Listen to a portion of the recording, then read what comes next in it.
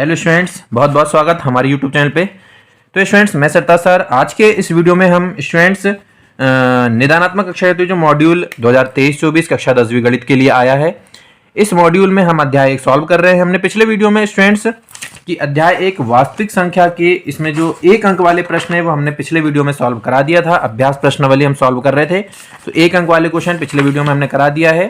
प्रश्न क्रमांक 5 तक, यानी ये प्रश्न क्रमांक 5 के जो 7 हैं यहां तक हमने सॉल्व पिछले वीडियो में करा दिया था। तो आइए स्टूडेंट, आज के इस वीडियो में हम प्रश्न क्रमांक 6 से सॉल्व करना शुरू करते हैं और आगे बढ़ते हैं। तो स्टूडेंट्स, बस हम एक रिक्वेस्ट करेंगे, यदि आप हमारे चैनल को पहली बार विजिट कर रहे हैं तो चैनल को सब्सक्राइब जरूर कर लें और बेल आइकन दबाएं ताकि आसानी से हमारी वीडियो आप तक पहुंच सकें और आप बहुत अच्छे से मैथमेटिक्स का आनंद ले सकें और सीख सकें। चलिए शुरू करते हैं। तो स्टूडेंट, प्रश्न क्रमांक 6 यहां पर दिया है, संख्या 135 और 225 का HCF ज्ञात करना। तो स्टूडेंट, आपको मालूम है कि जब हम HCF निकालते हैं तो हम अभाज्य गुणनखंड विधि का इस्तेमाल करेंगे, है ना। प्रश्न क्रमांक 6 का हल। तो सबसे पहले हम 135 के अभाज्य गुणनखंड निकाल लेंगे। तो 135 है, तो 135 के लिए हम क्या करेंगे, आपको 3 से इसका भाग दे दीजिए। तो 3 चौ हो गया 12, 1 बचा, 3 5 15। फिर 3 से देंगे, 3 1 कम 3, 1 बचा, 1 5 15 हो गया, तो 3 5 15, है ना। फिर 3 से देंगे, 3 5 15 और फिर हो जाएगा 5 1 कम 5, यानी 1 तक हमको जाना है। ठीक है। इसी तरीके से 225 का भी हम अभाज्य गुणनखंड निकाल लेंगे। तो इसका भी हम 3 से ही देंगे, 3 7 21, है ना, और 1 बचा और 1 5 15 हो गया, 3 5 15। यहाँ भी 3 से देंगे, 3 दूनी 6 हो गया, 1 और 5 15, तो 3 5 15। अब ये 3 से नहीं जाएगा, 5 से देंगे तो 5 25 और ये हो जाएगा 5 1 कम 5। ठीक है। अब स्टूडेंट, यहां पर हम लिखेंगे कि 135 बराबर उसके जितने गुणनखंड आए उसको लिख लीजिए, 3 गुणित 3 गुणित 3 गुणित 5। ठीक है। इसी तरीके से आप 225 के लिए भी लिख लीजिए। तो 225 के लिए क्या आ गया, 3 गुणित 3 गुणित 5 गुणित 5। ठीक है। अब हमको क्या फाइंड करना है, यानी क्या निकालना है, HCF, है ना। तो इसीलिए HCF और वो दो संख्या जिसका हम निकाल रहे हैं उसको ब्रैकेट में लिख लीजिए, 135, 225 इज इक्वल टू। अब स्टूडेंट, HCF यानी हमको हाईएस्ट कॉमन फैक्टर निकालना है जो दोनों संख्या में हो। तो आप ये देखिए कि दोनों में जो हमने अभाज्य गुणनखंड निकाले हैं कौन सी संख्या कॉमन मिल रही है और कितनी मिली। एक 3 कॉमन मिली, तो अपन इसमें गोला लगा के यहाँ पर 3 लिख लिए। आप गोला लगाना नहीं है आपको, ये तो हमने आपकी पहचान के लिए बता रहे हैं। आप किसी तरीके से यह टिक कर लीजिए या पेंसिल से आप निशान बना लीजिए ताकि कंफ्यूज ना हो, है ना। तो ये हमने एक देखे कि भाई 3 का दोनों में मिल गया तो एक 3 लिख लिए। इसी तरीके से एक और 3 का जोड़ा है जो कि दोनों में दिख रहा है, तो वो 3 लिख लिए। अब अगला 3 यहाँ जरूर है, लेकिन यहाँ अगले 3 का जोड़ा नहीं मिल पा रहा है, यानी ये नहीं लिख सकते। अब हम यहाँ पर देख रहे हैं कि 1 5 है और यहाँ पर 1 5 का जोड़ा बन रहा है, तो ये 1 5 का जोड़ा बन गया। ठीक है। ये वाले 5 का जोड़ा नहीं बन पा रहा है क्योंकि यहाँ पर 1 5 और होता तब बन पाता, है ना। तो जितने के हमको मतलब हम ये बोल सकते हैं कि जितनी संख्या हमको कॉमन मिल रही है गुणनखंड में, उतने में टिक करके उतनी संख्या को गुणे के रूप में लिख लेना है। अब इसका जो भी आएगा गुणा करने के पश्चात वही इसका HCF आने वाला है। तो ये हो गया 3 तिया 9 और 9 पना 45। तो इसका मतलब है कि 135 और 225 का जो HCF होगा वो कितना होगा, 45 होगा। ठीक है, हो गया सॉल्व। ठीक, चलिए अब दिया है प्रश्न क्रमांक 7, 140 को अभाज्य गुणनखंड के गुणनफल के रूप में व्यक्त कीजिए। चलिए स्टूडेंट्स, तो प्रश्न क्रमांक 7 सॉल्व करते हैं। प्रश्न क्रमांक 7 का हल हमको निकालना है अभाज्य गुणनखंड। चलिए, तो 140 के अभाज्य गुणनखंड निकालना है तो मेथड तो बड़ा अच्छे से हमको पता ही है। तो सबसे पहले 2 से देते हैं, 2 7 14 और 0 हो गया। फिर 2 से भाग देंगे तो 2 तिया 6, 1 बचा 10 हो गया, 2 5 10। अब इसके बाद हम 3 से नहीं जाने वाला, है ना, 3 के पहाड़े में वो नहीं आता है, 3 1 कम 3 और फिर 5 में तो नहीं जा पाएगा। 3 के बाद 5 देखते हैं, तो 5 इकाई का अंक 5 है तो 5 से तो चला जाएगा, तो 5 7 35। अब ये अभाज्य संख्या आ गई तो ये हो गया 7 1 कम 7। तो हम बोल सकते हैं कि 140 बराबर 2 गुणित 2 गुणित 5 गुणित 7। और चाहो तो आप इन गुणनखंड को इस तरीके से लिख सकते हैं कि 2 गुणित 2 2 बार आया तो इसको हम 2 की घात 2 गुणित 5 गुणित 7। और ये जो आया है ये 140 का ये अभाज्य गुणनखंड के रूप में हमने इसको व्यक्त कर दिए हैं। तो ये आंसर हो गया। ठीक है। इसी तरीके से और भी क्वेश्चन आगे के हैं वही सॉल्व करेंगे। अब है प्रश्न क्रमांक 8। तो चलिए स्टूडेंट, प्रश्न क्रमांक 8 में क्या बोला है, संख्या 156 को अभाज्य गुणनखंड के रूप में, अभाज्य गुणनखंड के गुणनफल के रूप में व्यक्त कीजिए। तो चलिए इसको भी वैसे ही करना है हमको। 156 अभाज्य गुणनखंड निकालने का तरीका, इकाई का अंक 6 मतलब 2 से भाग चला जाएगा, 2 सत्ते 14 बचा 1, 2 अट्ठे 16, इकाई का अंक 8 है, 2 से भाग चला जाएगा, 2 तिया हो गया 6, 1 बचा, 2 इनाम 18। अब यहाँ पर इकाई का अंक 9 है तो 3 से भाग देते हैं, 3 से भाग चला जाएगा, 3 एक कम 3, 3 तिया 9 और 13 एक अभाज्य संख्या है इसलिए 13 एक कम 13। ठीक है, चलिए तो अब हमको लिखना था 156 के अभाज्य गुणनखंड, तो हम कह सकते हैं कि अतः 156 इज इक्वल टू, इनको गुणे के रूप में लिखना है तो 2 गुणित 2 गुणित 3 गुणित 13, यानी ये जो संख्या आती है इसको गुणे के रूप में हम लिख देंगे। और फिर हम जो यदि बार बार आ रहा है तो उसको घात के रूप में लिख लीजिए। तो यहाँ पर 2 जो है 2 बार आया इसलिए इसको 2 की घात 2 बोलेंगे, गुणित 3 गुणित 13, और यही जो है अभाज्य गुणनखंड के गुणनफल के रूप में है। तो यही हमारा क्या कहलाएगा, आंसर कहलाएगा।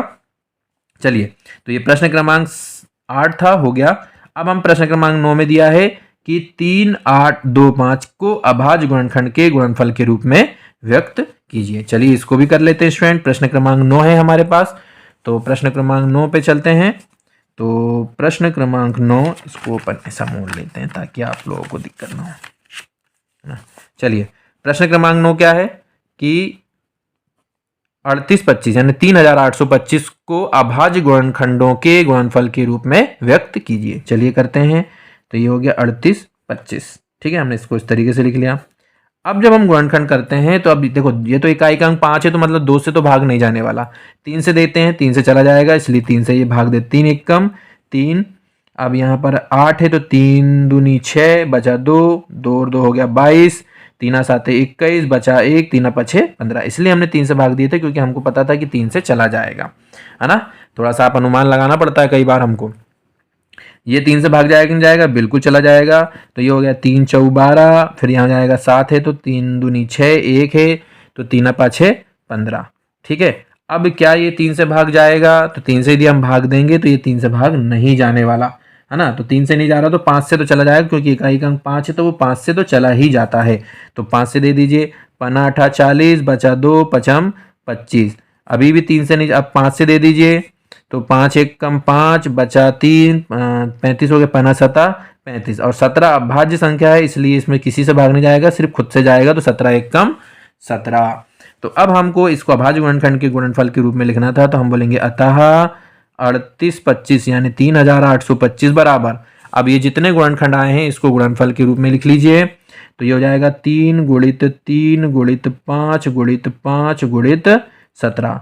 अब यदि कोई संख्या 2 बार दिख रही है, 3 बार दिख रही है तो उसको घात के रूप में लिख लेते हैं। तो 3 2 बार आया है इसलिए इसको हम 3 की घात 2 लिखेंगे, गुणित 5 2 बार आया है तो इसको हम 5 की घात 2 लिखेंगे, गुणित 17 एक ही बार है तो 17 लिख लेंगे, और यही जो है क्या कहलाएगा, इसका आंसर कहलाएगा। ठीक है, चलिए एक और क्वेश्चन है प्रश्न क्रमांक 10वां हमारे पास।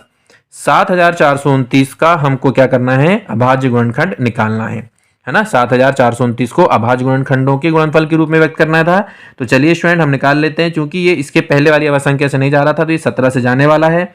तो 17 चौ 68, ठीक है, 6 बचा, उतारेंगे 2 62 हो जाएगा। 17 तिया 17 एकम 17 17 चौ 17 तिया 51, है ना, 51, 2 में से 1 गया 1, 6 में से 5 गया 1, फिर 6 में से 5 गया 1, उतार लाएं अपन 9, तो 119 हो गया। अब 17 का पढ़ना है हमको, है ना। तो 17 एकम 17 17 दूनी 24 17 3 51 17 चौ 68 17 पंचे 50 17 छिक्के 100 तो 17 साते 119, चला गया भाग पूरा पूरा 17 का। अब इसके बाद यदि हम देंगे भाग तो इसमें 19 का भाग जाएगा, है ना।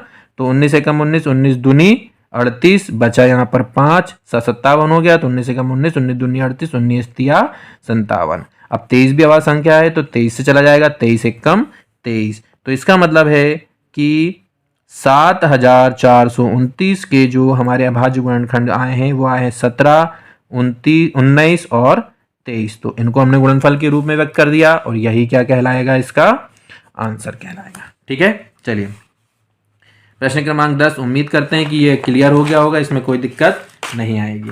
चलिए अब प्रश्न क्रमांक 11वां क्या है स्टूडेंट, संख्या 9 और 25 का अभाज्य गुणनखंड विधि से एचसीएफ, यानी हमको इसमें एचसीएफ निकालना है। और एचसीएफ निकालना बड़ा आसान है, जैसा हमने आपको बताया है कि जब भी हमको HCF निकालना है तो हम क्या करते हैं स्टूडेंट कि उनके अभाज्य गुणनखंड निकाल लेते हैं। तो प्रश्न क्रमांक 11 हल कर रहे हैं। तो सबसे पहले हम 9 के अभाज्य गुणनखंड निकाल लेंगे।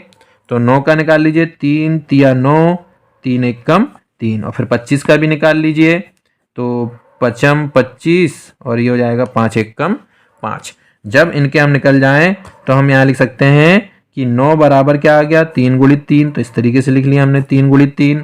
और 25 क्या आ गया हमारे पास, 5 गुणित 5। और जब गुणित में सबके एक होता है इसलिए आप गुणित 1 भी लिख लिया करें, है ना। चलिए अब हमको निकालना क्या है स्टूडेंट, HCF। तो हम यहाँ लिखेंगे अतः HCF हम किसका निकाल रहे हैं, 9 और 25 का। तो 9, 25। अब यहाँ पर हमको HCF का मतलब क्या हमने बताया स्टूडेंट कि HCF का मतलब हमको कॉमन संख्या देखना है जो कि गुणनफल के रूप में यहाँ लिखी है, उसमें कॉमन संख्या देखिए। तो यहाँ 3 है लेकिन यहाँ 3 नहीं है, यहाँ दूसरा 3 है, यहाँ 3 नहीं है। अगला अब तो 1 तो सबके साथ ही रहता है इसलिए हमने 1 लिखे हैं, क्योंकि यहाँ पर कोई संख्या दूसरी कॉमन नहीं आ रही है। तो 1 तो सबके साथ गुणे में रहता है, तो अंततः 1 तो कॉमन आना ही आना है। तो इसलिए जब कोई संख्या कॉमन ना आए तो उसका HCF क्या होता है, 1 होता है, क्योंकि 1 तो सबके साथ गुणे के रूप में होता है। तो 1 सबका गुणनखंड होता है चूंकि, है ना। तो इसलिए इसका HCF क्या आ जाएगा, 1। यानी 9 और 25 का जो HCF आएगा वो 1 आएगा, और यही इसका क्या कहलाएगा, आंसर कहलाएगा। ठीक है, चलिए प्रश्न क्रमांक 11 भी हो गया। अब आते हैं प्रश्न क्रमांक 12 की तरफ। चलिए अब प्रश्न क्रमांक 12 को बहुत अच्छे से समझिएगा स्टूडेंट कि अब हम LCM निकालने जा रहे हैं। तो इसमें बोला है 5 और 15 का LCM निकालिए। तो 5 का हम अभाज्य गुणनखंड निकाल लेते हैं, तो 5 एकम 5 हो गया। और 15 का अभाज्य गुणनखंड निकाल लेते हैं, तो 3 5 15 और 5 एकम 5। तो यहाँ पर 5 बराबर क्या जाएगा, 5 गुणित 1, और 15 बराबर क्या मिल गया हमको, 3 गुणित 5 गुणित 1। अब हमको LCM निकालना है ना। तो LCM में हमको सबकी घात के रूप में लिख लेना जितनी भी संख्या आ रही है ना। और LCM में हम किसका निकाल रहे हैं, 5 और 15 का। अब स्टूडेंट यहाँ पर यदि 5 है तो 5 की घात यहाँ भी 1 है, 5 की घात यहाँ भी 1 है। तो ज़्यादा घात वाली संख्या मतलब हमेशा हमको हर जो भी संख्या ले रहा है उसकी अधिकतम घात लिखना है। तो दोनों में घात एक ही है इसलिए यहाँ पर तो 5 की घात 1 आ जाएगा गुणित। अब यहाँ तो 1 है तो कोई बात ही नहीं। अब यहाँ पर 3 की घात 1 है और 3 तो और कहीं है ही नहीं, तो 3 की घात 1, और 1 तो सबके साथ गुणे में रहता है, तो 1 लिख लिए तो लिख भी लें, नहीं भी लिखे तो चलता है ना। अब ये 5 की घात 1 का मतलब हो गया 5, 3 की घात 1 का मतलब हो गया 3, और 5 दिया क्या आ गया 15। यानी 5 और 15 का LCM जो है वो कितना आएगा, 15, और यही इसका क्या कहलाएगा, आंसर। ठीक है, चलिए अब हम प्रश्न क्रमांक 13 की तरफ चलते हैं। तो प्रश्न क्रमांक 13 देख लेते हैं। प्रश्न क्रमांक 13 है कि 92 और 510 का HCF। ठीक है, चलिए तो 92 और 510 का हमको HCF निकालना है। चलिए निकाल लेते हैं। तो 92 के गुणनखंड निकाल लीजिए सबसे पहले। तो 2 से चला जाएगा, है ना। 2 चौ हो गया 8, बचा 1, 2 छिंग 12। फिर 2 से चला जाएगा, 2 दूनी 4, 2 तिया 6। अब 23 अभाज्य संख्या आ गई, तो 23 एकम 23। इसी तरीके से 510 का निकाल लीजिए। तो 0 है तो 2 से चला जाएगा, 2 दूनी 4, 1 बचा, 11 हो गया, 2 पंचे 10, 1 बचा तो 10 हो जाएगा, तो 2 पंचे 10। अब ये 3 से नहीं जा रहा है, सॉरी 3 से चला जाएगा, तो 3 8 हो गया 24, बचा 1, 3 5 15।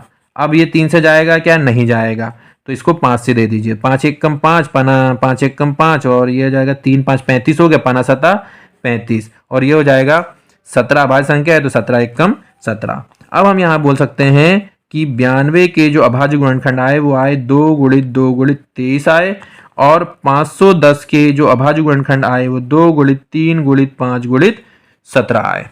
अब हमको चूंकि HCF निकालना है 92 और 510 का, तो हम इसमें कॉमन गुणनखंड ढूंढेंगे। तो ये एक कॉमन गुणनखंड 2 हमको मिला जोड़ा, बाकी और कोई भी कॉमन गुणनखंड नहीं मिल रहा है ना। तो इसका मतलब है कि केवल 2 जो है वो अकेला रहेगा, और गुणित 1 लिख भी लेंगे तो 2 एकम 2 ही होने वाला है ना। चलिए तो इसका मतलब है कि इन दोनों का HCF जो है वो क्या आने वाला है, 2, और यही इसका क्या कहलाएगा, आंसर कहलाएगा। ठीक है, चलिए प्रश्न क्रमांक 14। तो आइए स्टूडेंट प्रश्न क्रमांक 14 हमारे पास है, संख्या 867 और 255 का HCF ज्ञात कीजिए। तो 867 और 255 जिसका हमको HCF निकालना है, हम उसके अभाज्य गुणनखंड निकाल लेंगे। तो 867 में हम 3 से भाग देते हैं, तो 3 दूनी हो गया 6, बचा 2 26 हो जाएगा। तो 3 8 24, बचा 2 27 हो जाएगा, 3 नाम 27। अब ये 3 से नहीं जाएगा, 5 से भी नहीं जाएगा, 7 से भी नहीं जा रहा है, 7 28 9 बच रहा है, नहीं जा रहा है, 9 से भी नहीं जा रहा है, 11 से भी नहीं जा रहा है, 13 से भी 17 से चला जाएगा, है ना। तो 17 एक कम 17, 17 दूनी 34, 17 एक कम 17, बचा हमारे पास 11, 17 7 119, ठीक है। फिर आ जाएगा 17 एक कम 17। तो हमारे पास इसके अभाज्य गुणनखंड निकल गए। अब हम 255 का भी निकाल लेंगे अभाज्य गुणनखंड, ठीक है। चलिए तो 255 का निकाल लेते हैं। तो 3 से चला जाएगा क्या? बिल्कुल चला जाएगा। 3 8 24, बचा 1, 3 5 15। अब 3 से जा रहा है क्या? नहीं जाएगा, तो फिर ये सीधे 5 से चला जाएगा। 5 एक कम 5, 5 7 35। फिर 17 से चला जाएगा क्या? 17 एक कम 17। तो दोनों के अभाज्य गुणनखंड हम निकाल लिए हैं। तो हम बोल सकते हैं कि 867 का जो जाएगा 3 गुणित 17 गुणित 17, और 255 का हो जाएगा 3 गुणित 5 गुणित 17। अब हमको इसमें निकालना क्या है स्टूडेंट? HCF। तो HCF के लिए हम क्या करते हैं? अतः HCF जो है उसके लिए हमको क्या करना रहता है?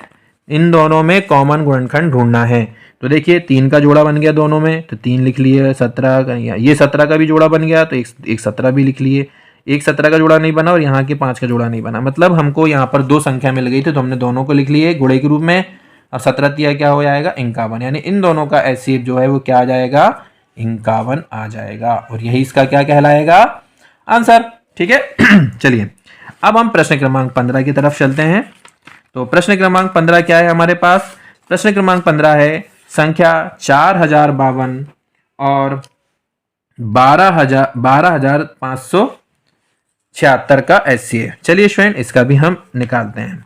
तो 15वां जब हम करेंगे तो सबसे पहले हम 4052 का हम अभाज्य गुणनखंड निकालेंगे। तो इसको 2 से भाग दीजिए। 2 दूनी 4, शून्य हो गया। 2 दूनी 4, 1 बचा, 2 6 12।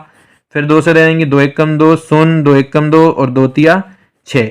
और फिर इसके बाद लगभग ये इसी से जाएगा। आप और एक बार चेक कर लीजिएगा कि और इसको कोई गुणनखंड तो नहीं आ रहा है, लेकिन है ना, नहीं तो हम ज़्यादा सोचेंगे तो वीडियो और बड़ा हो जाएगा। अब आप इसमें दिमाग लगा लीजिएगा। 12,576। अब इसके गुणनखंड हम निकालेंगे। तो इसके गुणनखंड निकलेंगे कि 2 6 12 हो गया। फिर हो जाएगा 2 दूनी 4 और बचा 1, 2 8 16, 2 8 16। फिर 2 से करेंगे, 2 तिया 6, 2 1 कम 2, 2 4 8, 2 4 8। फिर 2 से चला जाएगा, 2 1 कम 2, बचा 2 5 10, 2 7 14, 2 दूनी 4। फिर 2 से चला जाएगा, 2 7 14, बचा 1, 2 8 16, बचा 1, 2 6 12। फिर 2 से चला जाएगा, 2 तिया 6, 2 इनाम 18, 2 तिया 6। फिर 3 से चला जाएगा, 3 1 कम 3, 3 तिया 9, 3 1 कम 3। फिर ये जाएगा, फिर काय से जाएगा ये 131। 131 किससे जाने वाला है? किसी के पहाड़े में 131 आता है? तो देखिए 3 से भी नहीं जाएगा, 5 से भी नहीं जाएगा, 7 से देखते हैं। 7 1 कम 7, बचा 6, 7 से भी नहीं जाएगा। 9 से भी नहीं जाएगा, 9 1 कम 9, बचा 4, नहीं जाएगा। 11 1 कम 11, बचा 2, नहीं जाएगा। 13 1 से भी नहीं जाएगा, है ना। 17 दूनी 34, 17 3 कम 17 4, 17 5 17 17 7 17 7 119, 17 8, ये भी नहीं जाएगा, है ना। तो लगभग ये 131 से जाएगा, ज़्यादा आगे अपन को बढ़ने की ज़रूरत नहीं है ना। अब हम इन दोनों के क्या लिख लेंगे? अभाज्य गुणनखंड जो आए हैं 2 गुणित 2 गुणित, ठीक। और यहाँ पर आया है 12,576 में आया है 2 गुणित 2 गुणित 2 गुणित 2 गुणित 2 गुणित 3 गुणित 131, ठीक है। अब स्टूडेंट हमको इसमें हमको जोड़े ढूंढना था। तो चूंकि एक जोड़ा मिला और 2 जोड़े मिले, इसके बाद तो कोई आगे कुछ मिलने वाले नहीं है कॉमन, तो इसलिए इन दोनों का जो HCF है वो 2 गुणित क्या हो जाएगा? 2, और 2 गुणित 2 यानी क्या हो जाएगा? 4, और यही इसका क्या कहलाएगा? आंसर कहलाएगा। तो हमने इस वीडियो में स्टूडेंट प्रश्न क्रमांक 6 से लेकर प्रश्न क्रमांक 15 तक के क्वेश्चन सॉल्व कर दिए हैं।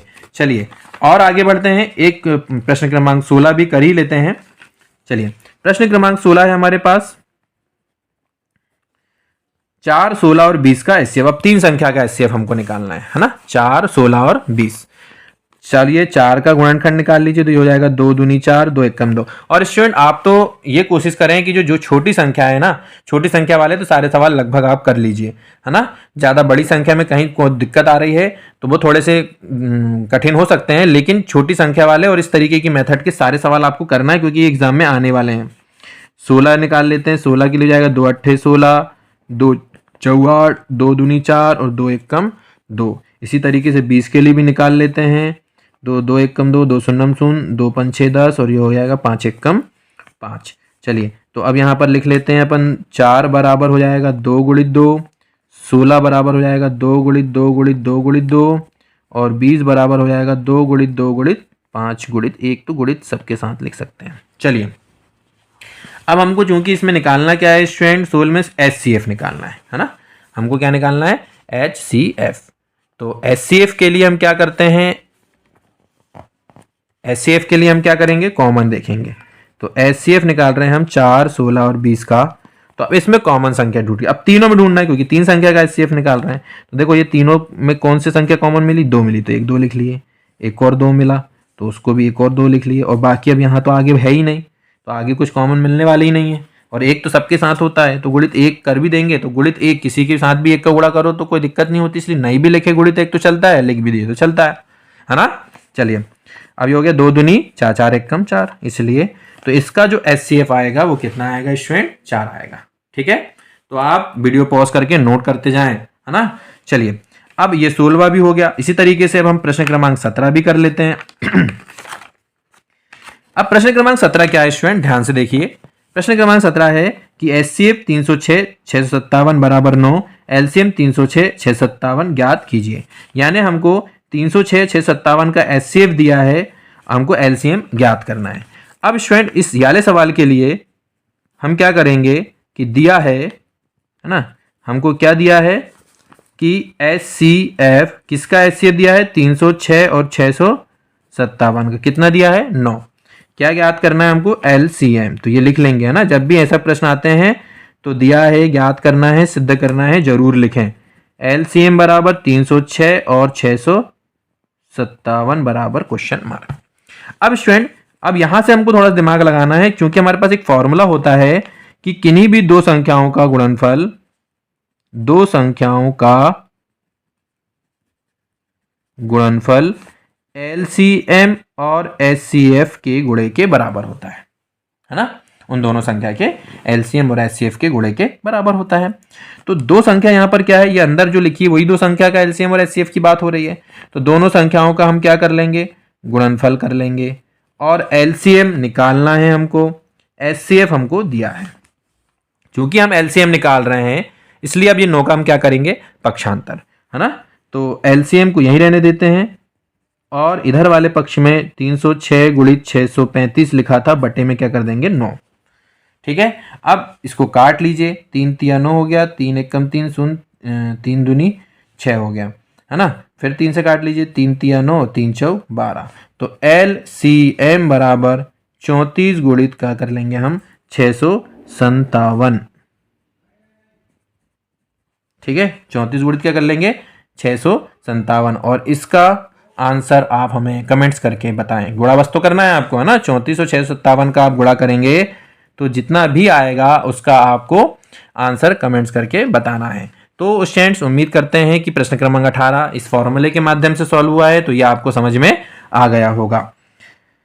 तो स्टूडेंट्स प्रश्न क्रमांक 17 था ये, चूंकि हमने क्वेश्चन नंबर गलत लिख दिए तो ये 17 लिख लीजिएगा। प्रश्न क्रमांक 18 है, तो चलिए 18 भी कर लेते हैं। और 18 जैसे ही होगा हमारा, तो आज के इस वीडियो का ये लास्ट क्वेश्चन है, क्वेश्चन नंबर 18। 13 और 39 का निकालना है। तो 13 का गुणनखंड निकालेंगे, 13 एक कम 13 हो गया। 39 का गुणनखंड निकालेंगे, 3 एक कम 3, 3 तिया 9 और 13 एक कम 13। तो हम यहाँ लिख लेंगे कि 13 का जो गुणनखंड मिला वो हमको क्या मिला, 13 गुणित 1 मिला। और 39 का जो गुणनखंड मिले वो मिला 3 गुणित 13 गुणित 1 मिला। अब हमको क्या क्या निकालना है स्टूडेंट, इसमें HCF भी निकालना है और LCM भी निकालना है। तो चलिए हम निकाल लेते हैं। पहले नंबर में HCF निकाल लेते हैं। तो HCF जो दोनों में कॉमन है, तो दोनों में कॉमन क्या दिख रहा है, 13 दिख रहा है, तो जी 13 लिख लीजिए, है ना। तो HCF 13, एक ही चीज बस, एक ही संख्या कॉमन थी 13, तो अब 13 ही हो गया। कोई और दूसरी रहती तो अपन गुणे में लिखते, जरूरत ही नहीं है अब। और दूसरे में हमको इसमें क्या निकालना है, LCM, है ना। तो LCM क्या हो जाएगा, तो 13 की घात 1 यहाँ भी है, 13 की घात 1 यहाँ भी है, तो 13 की घात 1 हो गया। और 3 एक और संख्या दिख रही है 3, तो 3 की घात 1 हो गया। बस ये दो ही संख्या थी और दोनों की अधिकतम घात 1 ही दिख रही है ना। कहीं भी ढूंढ लीजिए, कहीं भी देख, सब तरफ देख लीजिए। तो जो अधिकतम घात, मान लो यहाँ 13 की घात 2 रहता और यहाँ 13 की घात 1 लेता, तो हम 13 की घात 2 वाला गुणनखंड का यहाँ चयन करते हैं, है ना, अधिकतम घात वाले का। तब जो सेम है तो कोई फिर दिक्कत ही नहीं है। फिर 13 की घात 1 का मतलब होता है 13 और 3 की घात 1 का मतलब होता है 3। तो 13 तिया क्या हो जाएगा 39। तो एलसीएम कितना आ गया 39। एचसीएफ कितना आ गया 13। इस तरीके से हमारा प्रश्न क्रमांक 18 भी हल हो गया। तो स्टूडेंट्स हमने आज के इस वीडियो में प्रश्न क्रमांक 6 से लेकर प्रश्न क्रमांक 18 तक के सॉल्यूशन आपको करा दिए हैं। उम्मीद करते हैं कि ये वीडियो आपको पसंद आया होगा और प्रश्न क्रमांक 6 से लेकर प्रश्न क्रमांक 18 तक के सारे सवाल आपको बहुत अच्छे से समझ में आ गए होंगे। उम्मीद करते हैं कि वीडियो आपको अच्छा लगा होगा। वीडियो अच्छा लगा हो तो वीडियो को लाइक कीजिए, चैनल को सब्सक्राइब कीजिए और दोस्तों के साथ शेयर कीजिए ताकि वो भी हमारे वीडियो के माध्यम से बहुत अच्छे से मैथमेटिक्स के क्वेश्चंस को सॉल्व कर सकें। चलिए फिर मिलेंगे अगले वीडियो में इसके आगे के क्वेश्चन के साथ। तब तक के लिए धन्यवाद।